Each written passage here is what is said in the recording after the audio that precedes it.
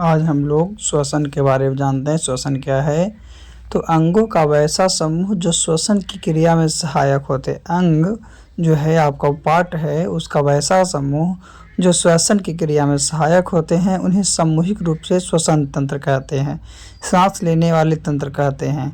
और प्रत्येक जीव को जीवित रहने के लिए ऑक्सीजन की ज़रूरत पड़ती है। जितने भी जीव हैं, सभी जीव को जीवित रहने के लिए ऑक्सीजन की ज़रूरत पड़ती है, क्योंकि ऑक्सीजन ही हमारे द्वारा खाए गए भोजन का ऑक्सीडेशन करके हमें ऊर्जा प्राप्त करता है, प्रदान करता है। यानी कि जब सांस नहीं लेंगे तो हम लोग को भोजन नहीं पचेगा, भोजन नहीं पचेगा तो हम लोगों को ऊर्जा नहीं मिलेगी।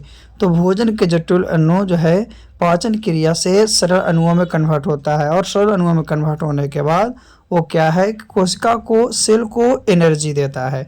यही है आपका श्वसन तंत्र। क्या यही है आपका श्वसन तंत्र? चलिए श्वसन तंत्र के बारे में आगे जानते हैं। तो श्वसन तंत्र है जैसे कि C6H12O6 प्लस CO2 भी क्रिया करेगा तो 6CO2 प्लस 6H2O प्लस ऊर्जा ATP का निर्माण करेगा। तो ही पाचन तंत्र में कार्बोहाइड्रेट ग्लूकोज के रूप में और श्वसन तंत्र में ग्लूकोज प्लस O2 ऊर्जा के रूप में मिलता है। इस प्रोसेस में जो ये प्रोसेस होती है, उस प्रोसेस में O2 जो है, O2 का ब्लड में मिलना और CO2 का बॉडी से बाहर होना क्या है, निकलना सम्मिलित होता है। यानी कि श्वसन तंत्र में ऑक्सीजन जो है, ऑक्सीजन का ब्लड में मिलना और CO2 का बॉडी से बाहर निकलना शामिल होता है। और ब्लड है, ब्लड के द्वारा ही ऑक्सीजन की O2 की प्रत्येक सेल तक पहुंचता है। O2 जो है आपका ब्लड के द्वारा ही सेल तक पहुंच पाता है। ये आपका श्वसन तंत्र की प्रक्रिया में शामिल होता है।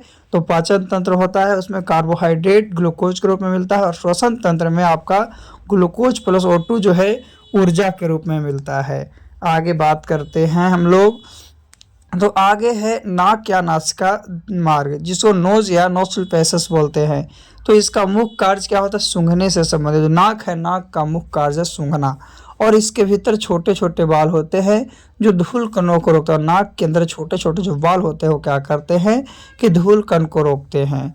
नेसल पैसेज में म्यूकस मेम्ब्रेन्स होते हैं। म्यूकस क्ला होता है जो 1/2 लीटर मोकस प्रतिदिन निकलता है, जो हाफ लीटर मोकस क्या होता है प्रतिदिन निकलता है। यह धूलकण जीवाणुओं या अन्य सूक्ष्म जीवों को शरीर के अंदर प्रवेश करने से रोकती है। और ये जो आपका धूलकण है जीवों को शरीर के अंदर प्रवेश करने से रोकती है। यह शरीर में प्रवेश करने वाली वायु को नम एवं शरीर के ताप को बराबर में क्या करती है, बढ़ाती है। क्या करता है कि शरीर के टेम्परेचर को और वायु को नम को इक्वलिटी करता है। ये श्वसन तंत्र का ही काम है, नाक का काम है, नासिका मार्ग का काम है। फिर बात करते हैं ग्रसनी की। तो ग्रसनी जो है आपका रिस्पिरेटरी सिस्टम में जो है आपका श्वसन तंत्र के साथ साथ डाइजेस्टिक सिस्टम में भी भाग लेता है। ग्रसनी श्वसन तंत्र के साथ साथ आपका डाइजेस्टिक तंत्र, पाचन तंत्र में भी काम देता है। उसके बाद है लैरिकस, जिसको स्वर तंत्र बोलते हैं। तो लैरिक्स जो है श्वसन मार्ग का एक भाग है, जो कि आपका फ्रेंसिक यानी ग्रसनी तथा क्या है ट्रैक्चा को जोड़ता है। और लैरिक्स का मुख्य काम है साउंड प्रोडक्ट्स करना, साउंड को निकालना। लैरिक्स का मुख्य काम है साउंड को प्रोडक्ट्स करना। तो लैरिक्स के प्रवेश द्वार पर एक ढक्कन के समान भैलू होता है। एक ढक्कन का क्या समान क्या होता है? भैलू होता है, जिसे एपिग्लॉटिस के नाम से जानते हैं। जब कुछ भी निगलना होता है तब एपिग्लॉटिस ट्रैकिया द्वारा बंद कर देता है, और फूड जो है ट्रैकिया में प्रवेश नहीं कर पाता। वो जब बंद हो जाता है तो बंद होने के कारण जो खाना है, फूड है, जो उसमें प्रवेश नहीं करता है। तो ये है लैरिकस स्वर तंत्र। फिर बात करते हैं लैरिकस के बारे में।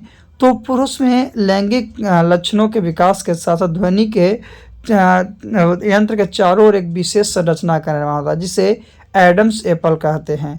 और इसी के कारण स्वर तंत्र का आकार बढ़ता है, जिस कारण पुरुषों की आवाज़ निम्न तरत्व की होती है, अर्थात मोटी होती है। ध्वनि लेसन में बताए थे कि जिसका तरत्व कम होता है उसकी आवाज़ मोटी होती है, और जिसका तरत्व उच्च होता है उसकी आवाज़ क्या होती है, पतली होती है। तो यही है कि महिलाओं में इस संरचना का विकास नहीं होता है, जिसकी वजह से स्वर तंत्र का आकार क्या होता है, छोटा होता है। लैरिक जो है आपका छोटा होता है, इसीलिए उसका हाई तरत्व मतलब कि उच्च तरत्व होता है।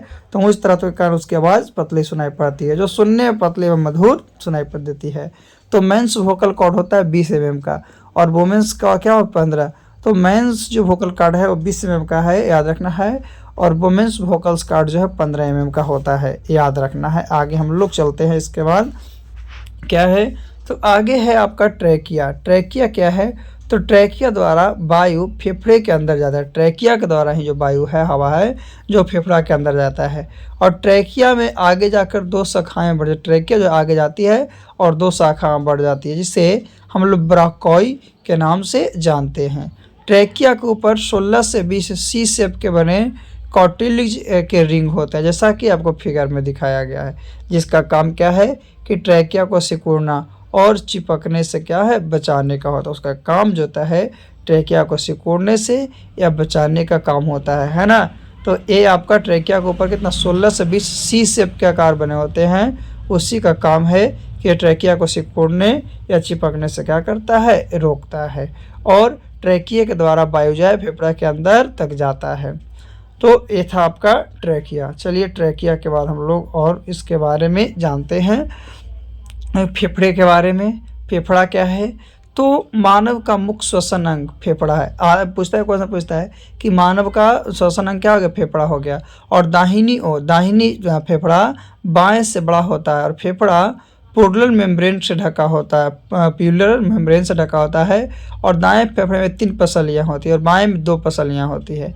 तो ब्रोकोई आगे चलकर कई शाखाओं में बढ़ जाती है, जिसे हम लोग ब्रोकियोल्स कहते हैं। तो याद रखना है कि मनुष्य का श्वसन अंग फेफड़ा है।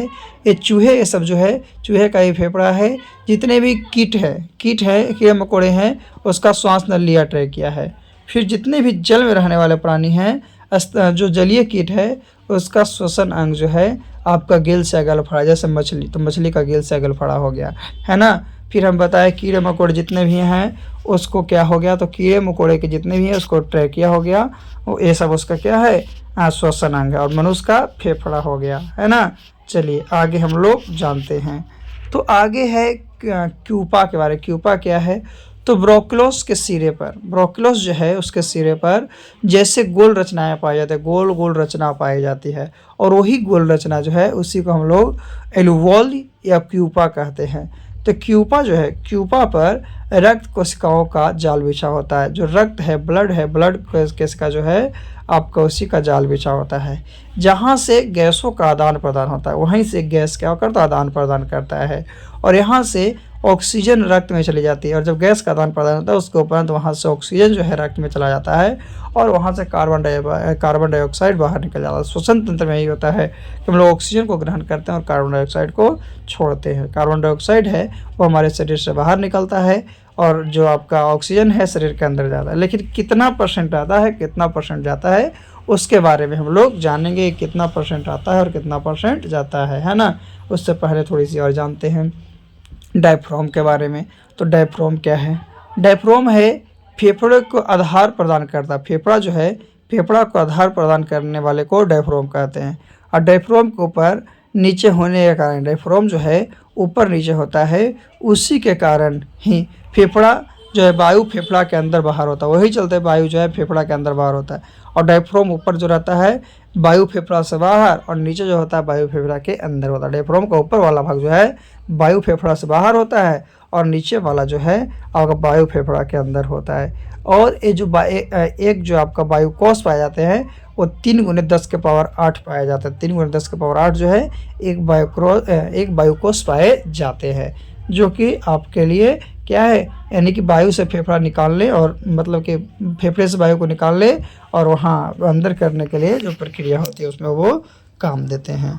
चलिए आगे जानते हैं। डायफ्राम के बाद जो है आपका ब्राहा श्वसन क्या होता है। श्वसन क्रिया में ब्राहा होता है।